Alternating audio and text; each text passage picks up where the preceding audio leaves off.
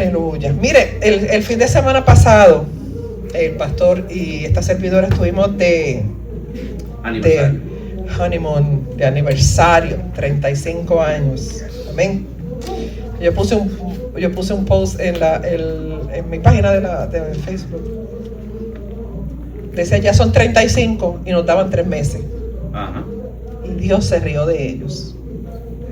Yo en aquel momento no me reí porque me supo mal, pero Dios, ¿verdad? Que te dijeran eso es como que te están deseando, no te tienen buena voluntad. Pero, ay, Dios se rió de ellos y nos otorgó 35 años a ese varón y a mí.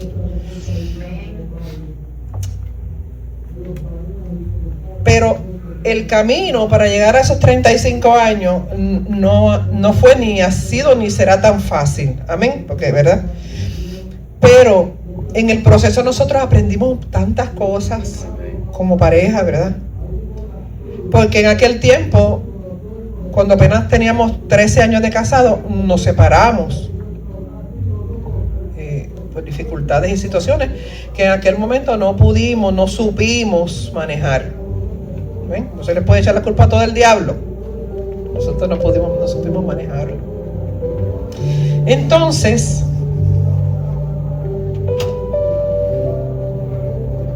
pasamos por ese tiempo de desierto, pasamos por el tiempo de dificultad.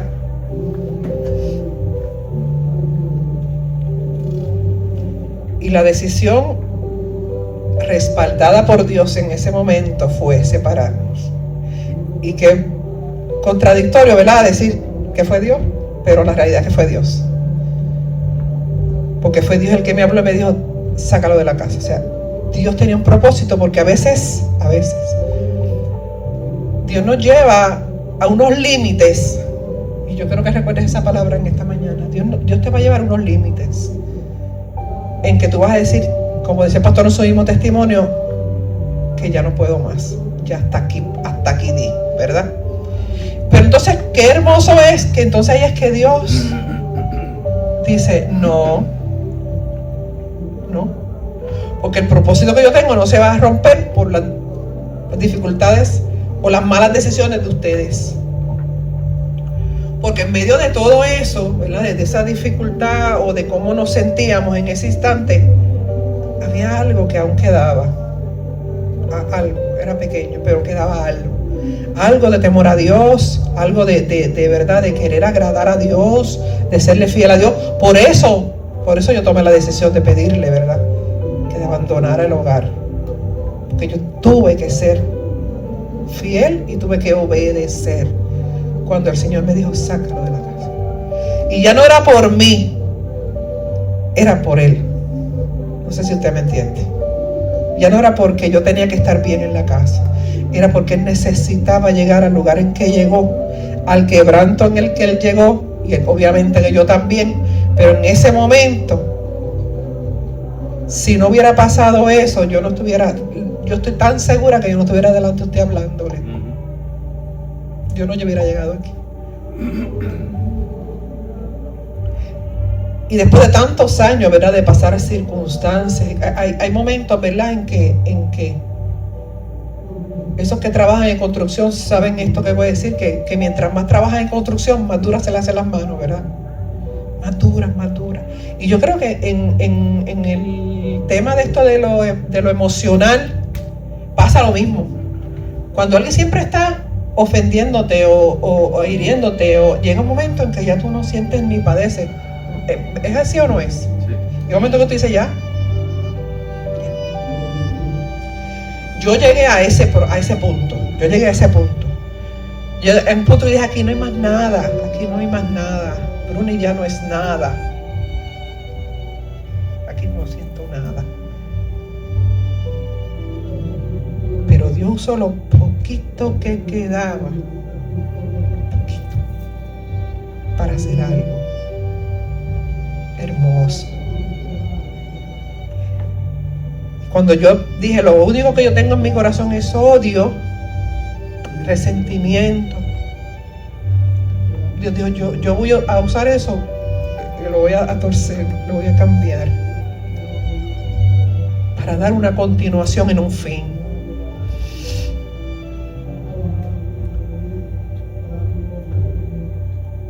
Y entonces Dios comenzó, desde las cenizas que quedaron en mi corazón, a hacer una obra de restauración. De las que quedaron en el corazón de mi esposo, Dios comenzó a restaurar y continuó una obra diferente con lo que quedaba. ¿Y qué era lo que quedaba? Temor a Dios. Lo que quedaba era la esperanza de que Dios en algún momento hiciera algo, sea separado o fuera juntos. Pero la obra de Dios, yo entendía en mi corazón, y Él también entiendo yo, que no podía detenerse ahí. Yo le decía, Señor, aunque yo esté sola con mis hijos, yo decido seguirte. Aunque yo esté sola con mis hijos, yo voy a alabarte, yo voy a volver a mi casa, y volví a mi casa, volví a la iglesia Nuevo Testamento de Manatí, que agradezco a Dios por los pastores que estaban en aquel momento, que me recibieron sin preguntarme, sin cuestionarme, y sin levantar mis ropas para ver cuántas heridas yo tenía o cómo me las hicieron. Simplemente regresaste a tu casa. Fueron las palabras de esa pastora que en aquel momento estaba. Gloria a Dios por ella. Gloria a Dios por la gente que no ve tus miserias, sino que ve más allá. Amén. Gracias a Dios por la gente que te restaura con una palabra y un abrazo. Eso es lo que nosotros necesitamos. Amén. Mientras yo estaba pensando en todo este tiempo, yo tenía eso yo pensando en todo eso, ¿verdad? Mientras estábamos allá, disfrutamos un montón, la pasamos súper bien. Pero esa palabra seguía en mi cabeza. Y tuve que traerla hoy a ustedes. Amén. Se repetía en mi cabeza como pábilo que humea. Como pábilo que humea. Como caña cascada. Se repetía. Yo tuve que ir a buscar el verso. Tuve que meterme en la Biblia, ¿verdad? Y buscarlo. Porque la realidad es que Dios compara mucho, y lo hemos visto en otras predicaciones, lo seguiremos viendo, y se ve en la Biblia muy claramente, que Dios compara a su iglesia con la esposa, ¿verdad? Dios la compara. Y yo en este proceso de tantos años con mi esposo, yo he aprendido demasiado del amor y la misericordia de Dios a través de ese proceso tan difícil que nosotros vivimos. Porque así mismo es Dios con su esposa, ¿verdad? Que la levanta, que la restaura, que la cuida. Vamos a ir a Isaías 42 del 1 al 4.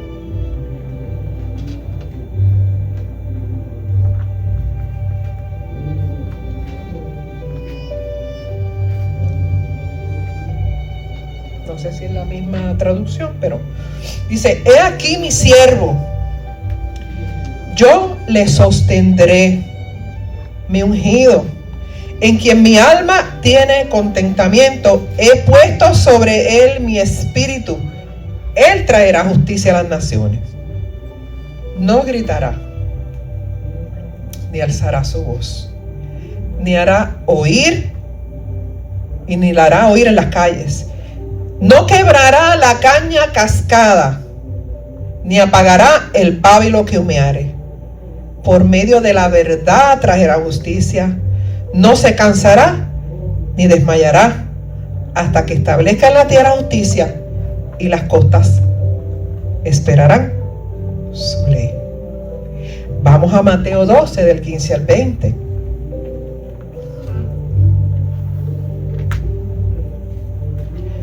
Sabiendo esto, Jesús se apartó de allí y le siguió mucha gente, y sanaba a todos, y les encargaba rigurosamente que no le descubriesen, para que se cumpliese lo dicho por el profeta Isaías, que lo acabamos de leer, cuando dijo: he aquí mi siervo, a quien he escogido, mi amado, en quien se agrada mi alma.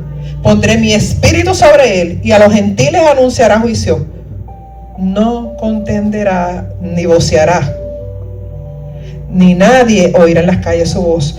No acabará de romper la caña quebrada, ni apagará la mecha que apenas arde, o que apenas humea, según la versión Dios habla hoy, hasta que haga triunfar la justicia.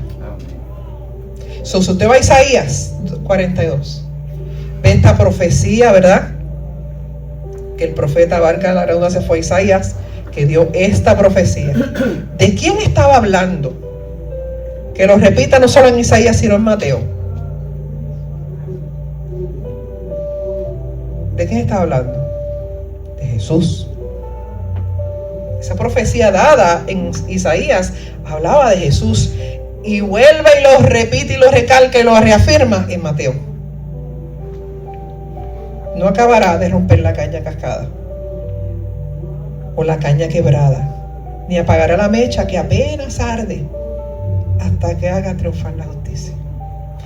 Entre Isaías 42 y Mateo 12 habían pasado de 700 a 750 años. Vea la veracidad de lo que es la palabra del Señor, que lo que Él dijo se va a cumplir. Amén. No importa el tiempo que pase, no importa las circunstancias que estemos. Amén. En Isaías el mismo profeta da una profecía acerca del Mesías, el siervo de Dios, el elegido de Dios, y en Mateo se cumple.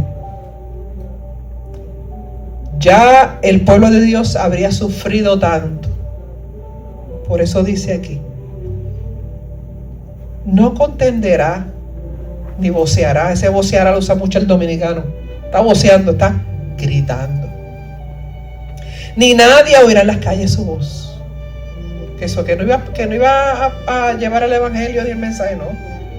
Es que el pueblo de Dios había sufrido tanto que Dios en su benevolencia quiso darle un descanso. No enviando a Jesús para destronar reinos terrenales, sino para implantar o establecer el reino celestial en los corazones de ese pueblo que había sido tan afligido por tantos años. Agotados de servidumbre y necesidad, para darles la salvación y el descanso que necesitaban. Él venía no para imponer más carga. Por eso Dios: lleva tú mi carga, la mía que es ligera. Amén. Y en estos dos versículos vemos que me pronuncian dos cosas, y ahí es que me quiero yo basar en esta mañana: la caña cascada y el pábilo que humeare. El simbolismo de la caña cascada representa una persona herida, magullada o quebrantada por las dificultades de la vida. Las cañas crecen cerca del agua y no son muy resistentes, por lo que nunca una caña cascada está cerca de romperse por completo. La caña cascada puede estar dañada, pero no es irreparable. Amén. Por eso Jesús no vino a gritar y vino a hacer un espectáculo. Él vino por medio de la verdad de establecer la justicia y darte salvación a ti y darme salvación a mí. Amén. Porque Él tiene la costumbre de sanar los corazones quebrantados. En Salmo 147:3, no sé si se lo di a Fernando: Él sana a los quebrantados de corazón y venda sus heridas. Esa fue la intención de Jesús. Esa fue la intención de Isaías cuando dio la profecía, y en Mateo cuando se cumple. Amén. ¿Cuál es el simbolismo de la caña cascada? Que representa la caña cascada. La caña cascada es como un tipo de bambú. Es lo que es un bambú, ¿verdad? Representa la fragilidad humana. Esas personas que fueron quebrantadas física, emocional, espiritualmente, que han sido afectadas por pruebas, por fracasos o sufrimientos. Representa también la misericordia divina, porque dice: Él no la va a terminar de romper. Ya está doblada, ya está casi astillada. Él no la va a terminar de romper. Dios no desecha a los quebrantados, al contrario, se inclina hacia ellos con amor y gracia, ofreciendo sanidad y fortaleza. Amén. También vemos esperanza y restauración cuando pronuncia de la caña cascada. La imagen invita a confiar en esa restauración de Dios, en eso que Él ofrece. Recordando a nosotros que aún en nuestra debilidad, Él puede manifestar su poder. Amén. Y obviamente, esa misma compasión nosotros debemos llevarla, ¿verdad?, a todo aquel que la necesite. Ahora, el pábilo que humeare. ¿Quién sabe lo que es un pábilo que humea? ¿O tenga alguna idea? Eso. Esa mechita que está en el medio. Eso es un pábilo que humea. En el antiguo tiempo eran unas jarritas pequeñas así de barro que la llenaban de aceite y en la puntita ponían la mechita o un pedazo de madera, que a hoy la hacen así, le ponen la mechita o, si lo ha visto, un pedacito también de madera. Esto es el pábilo que humea. Gloria a Dios. El pábilo es la mecha, ya dije, de algodón o madera que se encuentra en el centro de la vela. Su función es absorber la cera derretida y mantener encendida la llama. También se le llama pábilo a la parte carbonizada de la mecha al quemarse, y en algunos países es un hilo grueso. Pero en la Biblia el pábilo es la mecha de una lámpara de aceite de vela. Su significado espiritual más famoso se encuentra en Mateo 12:20 y en Isaías: el pábilo que humea no apagará. Simboliza a las personas vulnerables, débiles o con una fe casi extinguida. ¿Y cuántas veces nos hemos sentido así, verdad? Cuando viene el tiempo difícil, decimos como el centurión: yo creo, pero ayúdame la fe. Es difícil, ¿verdad? Pero tenemos la esperanza de que aunque quede un hilito de humo, Él va a lograr que eso prenda de nuevo, hermano. La promesa divina de restauración. Eso es lo que vemos en este ejemplo del pábilo que humea. Es restauración. Dios no desecha a quien está espiritualmente agotado o herido, sino que cuida y lo revive. Amén. Y revive y levanta esa llama hasta devolverle la fortaleza y la utilidad para aquello para lo que fue creado. Eso fue lo que pasó en nuestro matrimonio. Ese mito que quedó ahí. En Puerto Rico dicen, yo no sé si en sus países lo dicen, que donde hubo fuego, cenizas quedan. Ahí está claro la vida. Ahí está muy claro. Lo que quedaba era un hilito de humo y quien lo vio dijo, wow, hasta yo dije, eso es imposible. El pábilo habla del carácter de Cristo, de su amor, su compasión hasta la iglesia, su misericordia, paciencia y gracia. Una mecha que humea puede estar a punto de perder el fuego por apagarse, pero puede ser reavivada en el último momento. Dios puede hacer el milagro. Amén. En el último momento, hermano, no pierdas la esperanza. No la pierdas. Eso es lo último que tú debes perder, la esperanza. Salmo 46 del 1 al 2 dice: Dios es nuestro amparo y fortaleza. ¿Nuestro qué?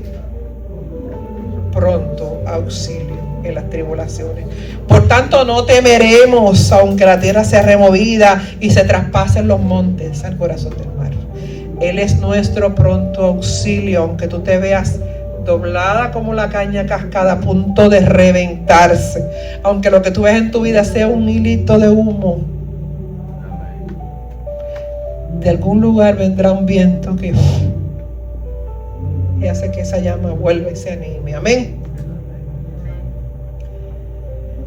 Hubo una historia también que el Señor trajo a mi corazón, y cuando me puse a estudiar yo dije, wow, qué impresionante esto. Marcos 10 46 al 52. Y hablamos del ciego Bartimeo, ¿verdad? El que recibió la vista. Y siempre recalcamos solamente pues en el milagro de que recobró la vista. Yo quiero que tú vayas un poquito más allá hoy.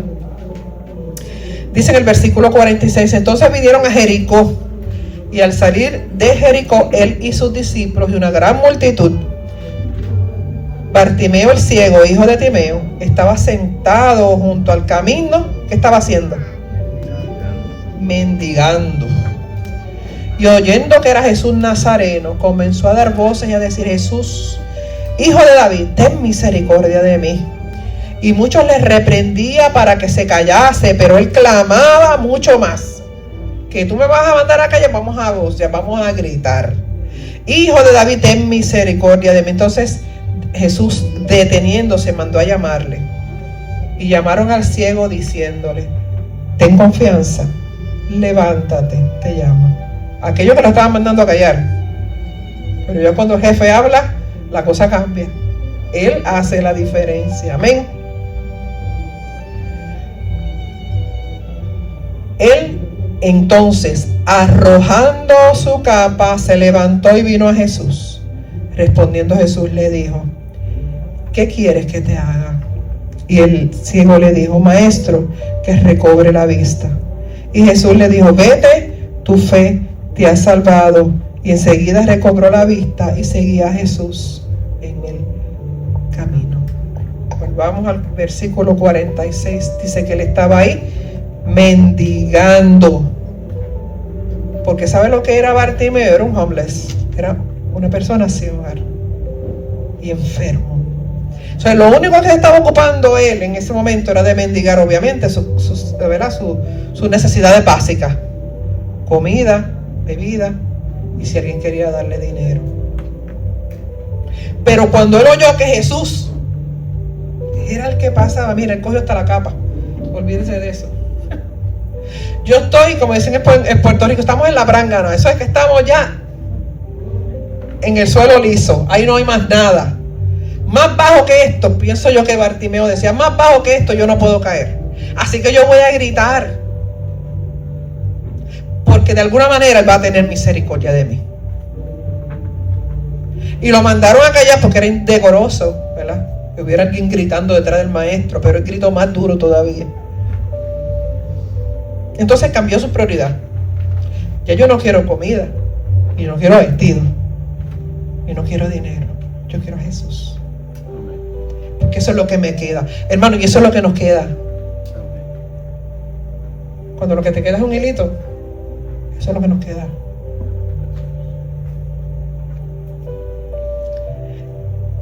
El Bartimeo entendió que sus posibilidades eran muy pequeñas y escasas, como esa mechita que se apagaba.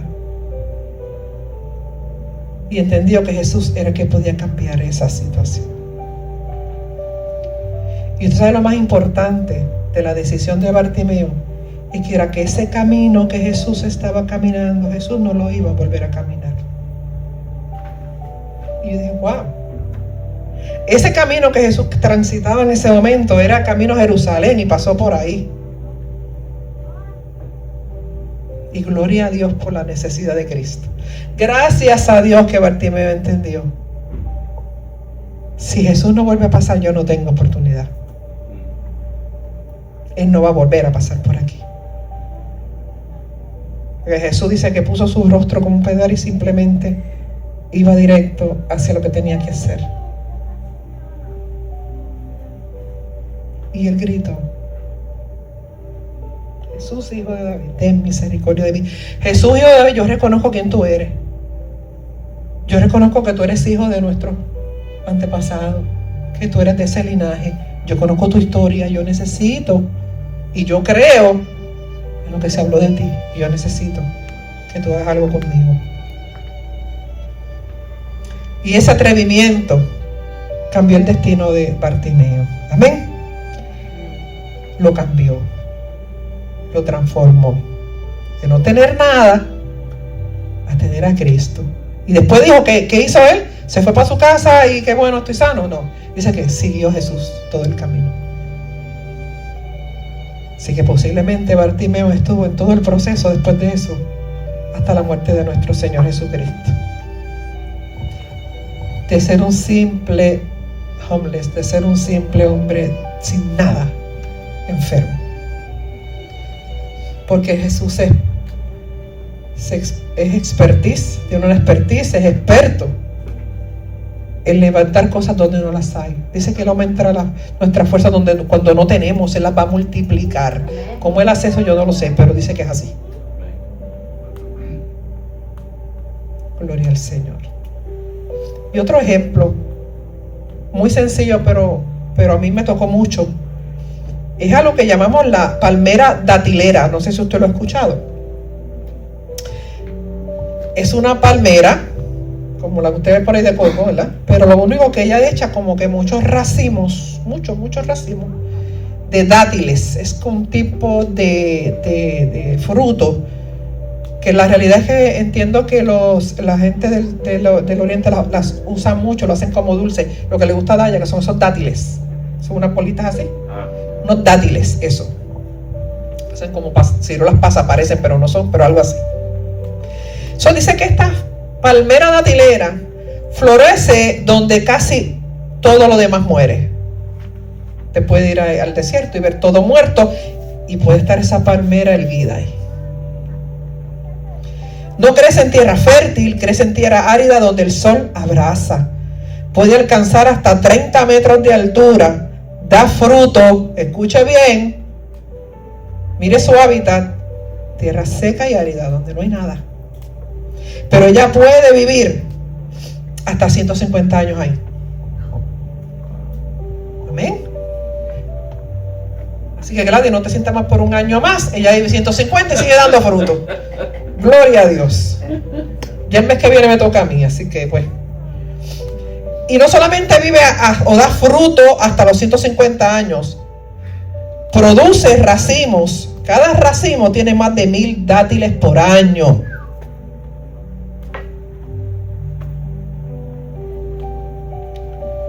Y nos preguntamos cómo es posible que en ese ambiente, en ese terreno, bajo esas circunstancias, con escasez de recursos, eso pase, ¿verdad?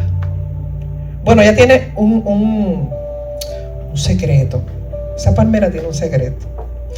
Que ella no depende del suelo que le rodea. Hermano, tú tampoco debes depender de tu entorno. Ella no depende de eso. Si ella tuviera ojos como tú, yo dice, várgame, que esto está seco, aquí no hay nada. ¿Por dónde empiezo si no hay ni un comienzo? No hay nada. Ella no depende del suelo que la rodea, sino que sus raíces pueden hundirse en el suelo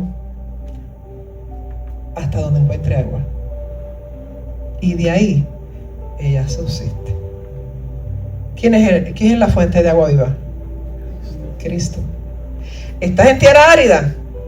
Alrededor no vislumbra bueno, extiende tus raíces hasta que encuentres a Cristo. Amén.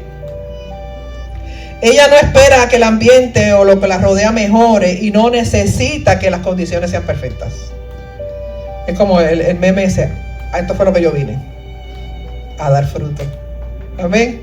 Ella toma lo que necesita del interior de la tierra y sigue creciendo. Y lo más hermoso de esto es que sus mejores frutos los da a los 80 años. Porque a los 80 años, cuando ella da ese fruto, dice que son los más dulces. Y no es cuando está joven y vigorosa, es a los 80 y son los más dulces. ¿Qué nos queda a nosotros como cristianos? Tú y yo tenemos la fuente de agua viva. Amén. Salmos 92, 12 al 15. Confirma esto tan claro. Yo lo vi tan claro. El justo florecerá como la palmera, como esa palmera que yo te acabo de describir. El justo crecerá como cedro en el Líbano, plantados en la casa de Jehová, en los atrios de nuestro Dios florecerán. Aún en la vejez fructificarán, estarán vigorosos y verdes, para anunciar que Jehová mi fortaleza es recto y que en él no hay injusticia.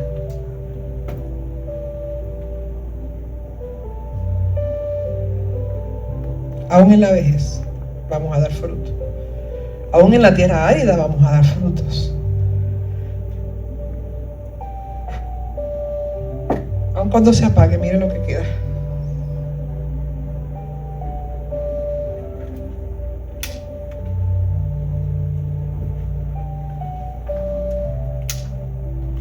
Así viene Cristo.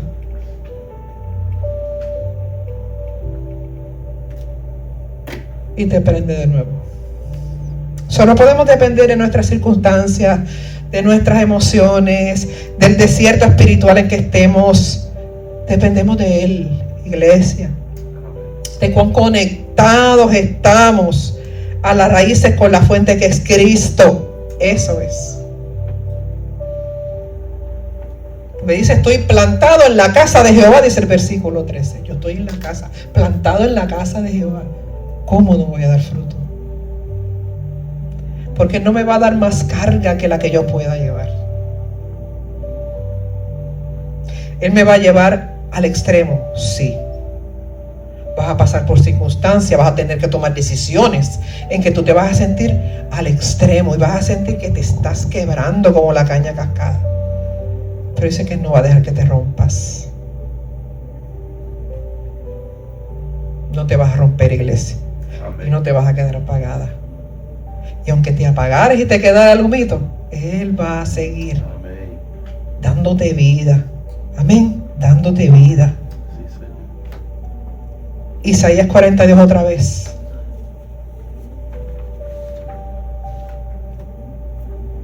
Versículo 3. Quédate con esto en tu corazón en esta mañana. Él no te va a quebrar. Él no te va a dejar que te rompas. No quebrará la caña cascada, ni apagará el pábilo que humeare. Por medio de la verdad, o sea de Cristo, te va a traer justicia. Así que cuando te veas al límite, hermano, cuando te veas al límite, acuérdate de la palmera. Extiende tus raíces. Extiende tus raíces. Porque tu entorno no determina la obra que ya Dios dijo que va a hacer contigo. Amén. Amén. Sí, Estás puesto de pie en esta mañana. Gloria a Dios.